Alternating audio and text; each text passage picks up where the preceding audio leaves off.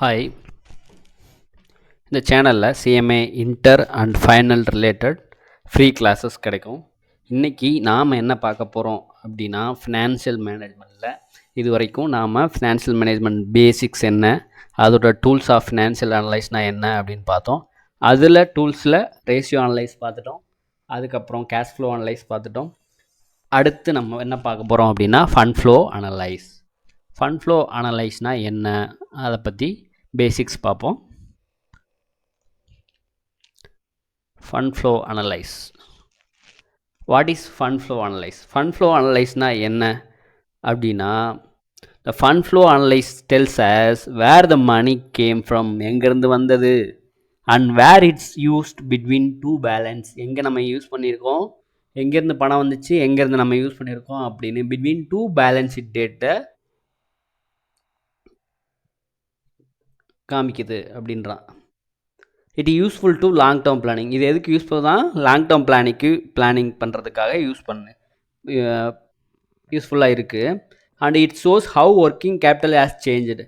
இது வெளிக்காட்டுது என்னென்னா, working capital எப்படி சேஞ்ச் ஆகுது அப்படிங்கிறத காமிக்குது. ஃபினான்ஷியல் ஃபண்ட் ஃப்ளோ அனலைஸில் என்னென்ன ஃபண்ட் ஃப்ளோ அனலைஸ் எதுக்காக உதவுது அப்படின்னு பார்த்தோம் அப்படின்னா, ஃபண்டு நமக்கு எங்கேருந்து வந்துச்சு, எங்கே நம்ம பயன்படுத்தப்பட்டது அப்படிங்கிறதையும், எதுக்கு இடையில், ரெண்டு பேலன்ஸ் ஷீட்டுக்கு இடையில இடையில உள்ள ஃபண்டு எங்கேருந்து வந்தது, எங்கே யூஸ் பண்ணோம் அப்படிங்கிறத காமிக்கிறதுக்கும் இது ஃபண்ட் ஃப்ளோ அனலைஸ் உதவுது. இது யூஸ்ஃபுல் டு லாங் டேர்ம் பிளானிங்காக உதவுது.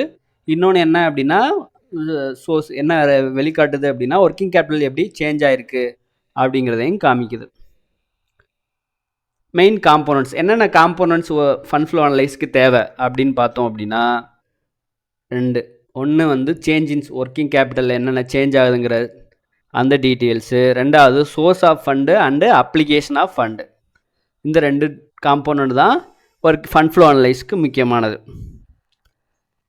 அடுத்து ஒர்க்கிங் கேபிட்டல்னால் என்ன அப்படின்னு பார்த்தோம் அப்படின்னா, current asset minus current liabilities.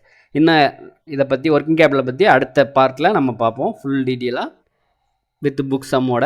அடுத்து ஒர்க்கிங் கேபிட்டல் இன்க்ரீஸ் ஆச்சுன்னா என்னாகும் அப்படின்னா, இட்ஸ் அ யூஸ் ஆஃப் ஃபண்டுன்னு அர்த்தம்.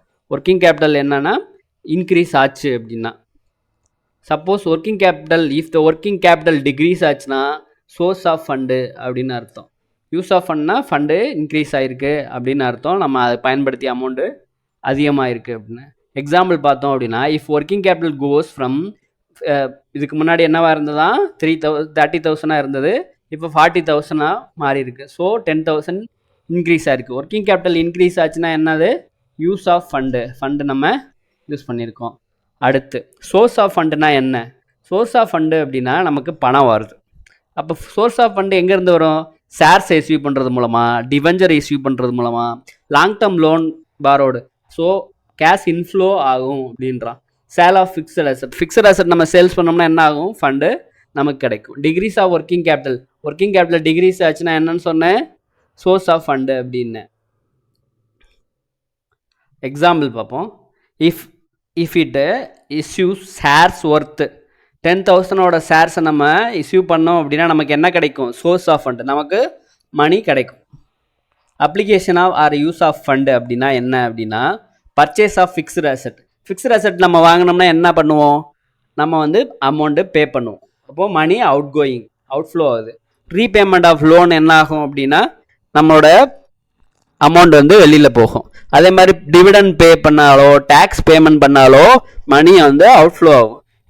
ஒர்க்கிங் கேபிட்டல் இன்க்ரீஸ் ஆனாலும் நம்ம என்ன பண்ணுவோம்? ஒர்க்கிங் கேபிட்டலுக்காக நம்ம அமௌண்ட் ஸ்பெண்ட் பண்ணியிருப்போம். அப்படிங்கிறப்போ அதுவும் யூஸ் ஆஃப் ஃபண்டு இன்க்ரீஸ் ஆகுது அப்படின்னா, நம்ம ஏற்கனவே பார்த்தோம்ல 30,000 to 40,000. So use of fund. Examples பார்ப்போம். If the company 5 buys machinery worth 50,000, 50,000 ஒரு கம்பெனி ஒரு மிஷின் வாங்கிச்சுன்னா என்ன ஆகும் அப்படின்னா, நம்ம அமௌண்ட் பே பண்ணுவோம். That's use of fund. நம்ம இது வரைக்கும் என்ன பார்த்தோம் அப்படின்னா, ஃபண்ட் ஃப்ளோனா என்ன அப்படிங்கிறத பார்த்தோம். ஃபண்ட் ஃப்ளோனா என்ன?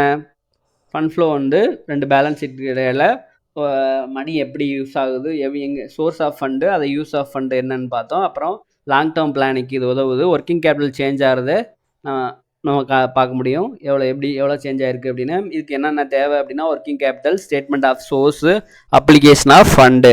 அதுக்கப்புறம் ஒர்க்கிங் கேபிட்டல்னா என்ன அப்படின்னு பார்த்தோம். Current asset minus current liability. Working capital increase ஆச்சுன்னா இதெல்லாம் 1 மார்க் யூஸ் ஆகும். இன்க்ரீஸ் ஆச்சு அப்படின்னா யூஸ் ஆஃப் ஃபண்டு.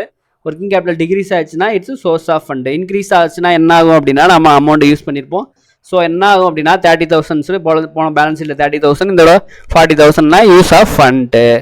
அதுக்கடுத்து சோர்ஸ் ஆஃப் ஃபண்ட்னா என்னன்னு பார்த்தோம். நமக்கு அமௌண்ட் வந்து வரும். Issue of shares and debentures, long term loan borrowed, sale of fixed asset, decrease of working capital. So என்னென்ன அதுக்கான எக்ஸாம்பிள் பார்த்தோம். அதுக்கடுத்து அப்ளிகேஷன் ஆஃப் ஃபண்டு. நம்ம இதெல்லாம் பண்ணும்போது நமக்கு பேமெண்ட் நம்ம செலுத்துவோம், அமௌண்ட்டு வெளியில் போகும். So purchase of fixed asset வாங்கும்போது நம்ம அமௌண்ட் கொடுக்கணும். லோன் ரீபேமெண்ட், லோனை திருப்பி செலுத்தும் போது அமௌண்ட் கொடுக்கணும். ஸோ மணி அவுட் கோயிங் ஆகும். ஸோ அவுட்ஃப்ளோ ஆகுது. பேமெண்ட் ஆஃப் டிவிடெண்டோ டேக்ஸோ பேமெண்ட் பண்ணாலும் அதான் ஒர்க்கிங் கேபிட்டல் டிகிரீஸ் ஆனாலும் ஓகே தான். ஸோ இதான் பேசிக்ஸு. ஃபண்ட் ஃப்ளோ அனலைஸ்னால் என்ன அப்படிங்கிறத நம்ம பார்த்தோம். ஸோ இந்த வீடியோ உங்களுக்கு யூஸ்ஃபுல்லாக இருந்துச்சு அப்படின்னா லைக் பண்ணுங்கள், உங்கள் ஃப்ரெண்ட்ஸுக்கு ஷேர் பண்ணுங்கள். நெக்ஸ்ட் கிளாஸில் அடுத்தடுத்த பார்ட்ஸ் ஃபினான்ஷியல் மேனேஜ்மெண்ட்டில் ஃபுல் CMA இன்டரில் உள்ள ஃபுல் ஃபினான்ஷியல் மேனேஜ்மெண்ட்டை பேசிக்ஸு, அதுக்கப்புறம் புக்ஸு, அதுக்கப்புறம் ப்ரீவியஸ் கொஸ்டின்ஸு நம்ம பார்ப்போம். அதுக்காக சப்ஸ்கிரைப் பண்ணுங்கள், பெல் ஐக்கானை ப்ரெஸ் பண்ணுங்கள். டவுட் இருந்தால் கமெண்டில் கேளுங்க, நான் உங்களுக்கு ரிப்ளை பண்ணுறேன். தேங்க்யூ.